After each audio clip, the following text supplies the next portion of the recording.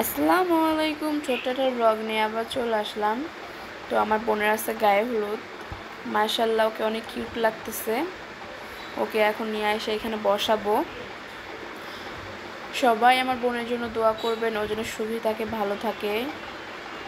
এই তো দুই সাইডে দুই ভাই আর মাঝখানে আমার বোন।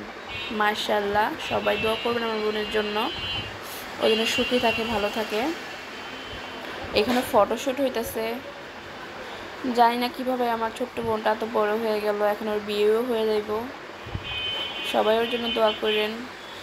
আর রাতে পুরোপুরি মেহেদি দিতে পারি নাই, অর্ধেক মেহেদি দিয়েছিলাম, এই জন্য সকালে আবার অর্ধেকটা দিয়ে দিলাম। আর এখানে গোসলের জন্য ওকে নিয়ে যাওয়া হইতেছে, গোসল করানো হবে, গোসলের শেষে আবার সাজানো হবে। এখানে মেয়ের বাবা পাখার উপরে পানি ঢালতেছে, এটা বলে নিয়ম। আর এখানে গোসল শেষে আদা খাওয়ানো হয় সবারই। তো আজকের ভিডিও এতটুকুই। আল্লাহ হাফেজ, আসসালামু আলাইকুম।